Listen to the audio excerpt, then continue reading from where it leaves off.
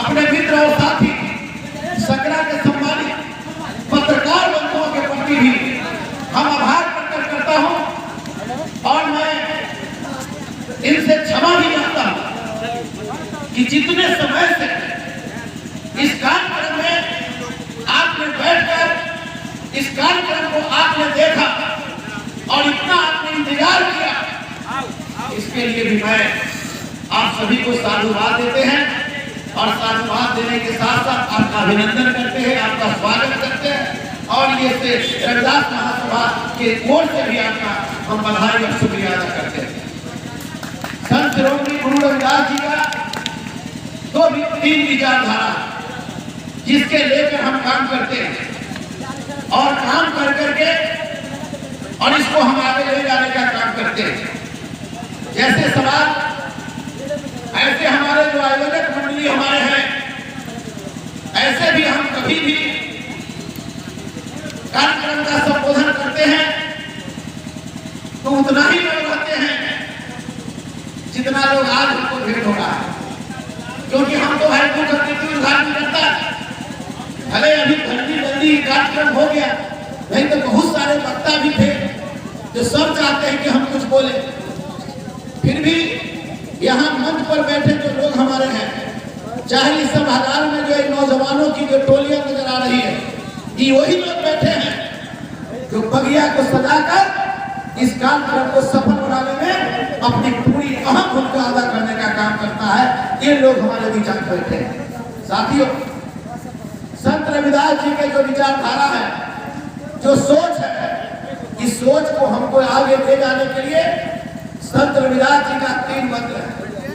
ये मंत्र है, आधा रोटी खाएंगे, बेटा बेटी को पढ़ाएंगे, आधा रोटी खाएंगे, नशा मुक्त समाज बनाएंगे, आधा रोटी खाएंगे, अंधविश्वास को हम आगे मिटाएंगे। ये 3 मंत्र हमारे संत श्रोमणी गुरु रविदास जी का है। संत श्रोमणी गुरु रविदास जी ने हमें वो सिद्धांत, हमें वो विचार जो हमको देने का काम इन्होंने जो किया है, अगर आप सही माने में संत रविदास जी की जयंती मनाते हैं, सही माने में संत रविदास जी के विचारधारा पर चलना चाहते हैं, तो एक दिन जयंती मनाकर संत रविदास जी को माला पहनाकर आपका काम चलने वाला नहीं है।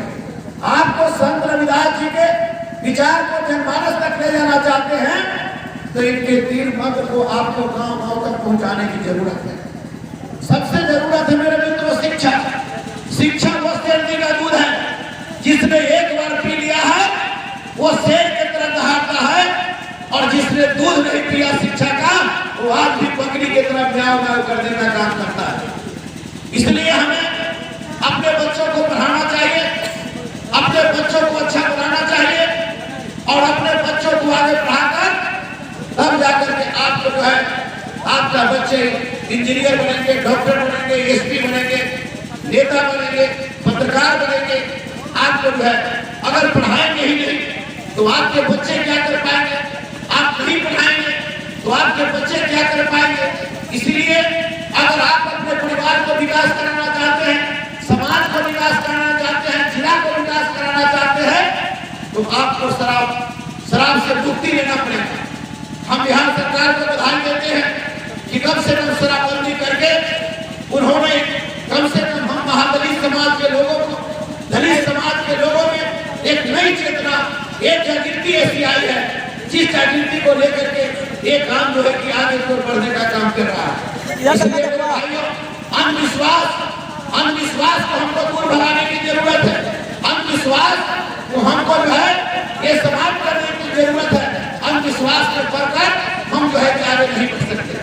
हम लोग आपको ये अपील करते हैं, 19 तारीख तक पूरे राज्य स्तर पर पटना के ऐतिहासिक जो हमारा जो है रविंद्र भवन है, उसमें आपके 19 फरवरी को संत श्रोमणी गुरु रविदास जी का राज्य स्तरीय जो है कार्यक्रम जो है रविदास चेतना मंच के अंतर्गत है, जिस कार्यक्रम में आप लोग काफी संख्या में आकर और कार्यक्रम को सफल बनाने का काम करें।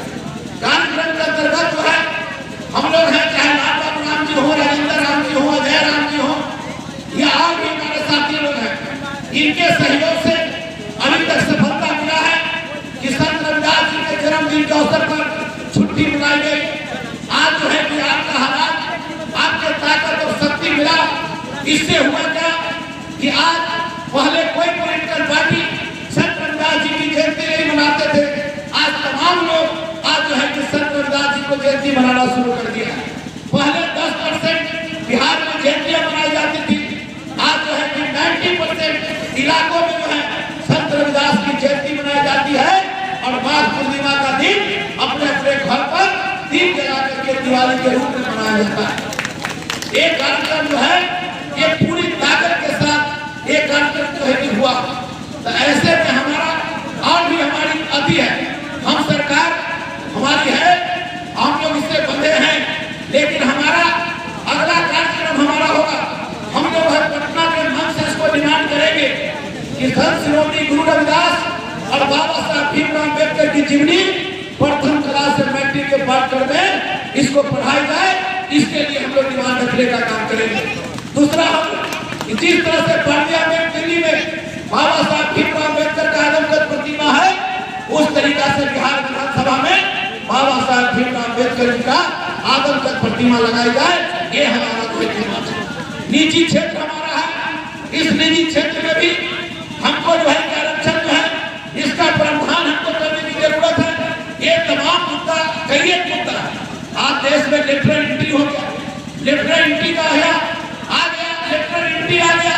अब लेटरल एंट्री से हमारा जो आरक्षण का प्रावधान है, ये आरक्षण का जो हमारा ताकत है, आरक्षण का जो हमारा शक्ति है, इसको हमको कमजोर करने का काम कर रहा है। हमको लेटरल एंट्री इस देश से बंद होना चाहिए। जैसे IAS और IPS परीक्षा से बहाल होता है, उस तरीका से बहाल होना चाहिए।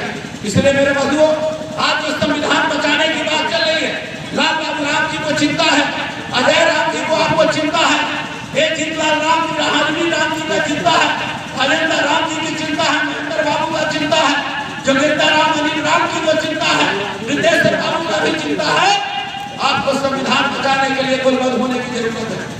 आज संविधान खतरा में है, ये संविधान का बदौलत है। अगर बाबा साहब भीमराव अम्बेडकर का संविधान और उनके दिया हुआ प्रसाद नदी आरक्षण अगर नहीं होता तो हमारे ऐसा जूता सीने वाला का बेटा विधायक और मंत्री नहीं बन सकता था। ये बाबा साहब का संविधान का ये संविधान की प्रतियां चलाई जा रही है, ये संविधान के आधार को खत्म किया जा रहा है। आपके तमाम ताकत को आपको खत्म कर करके आपको सड़क पर ऐसे ही छोड़ देना चाहता है, तो इसके लिए आपको बलबंद होने की जरूरत है।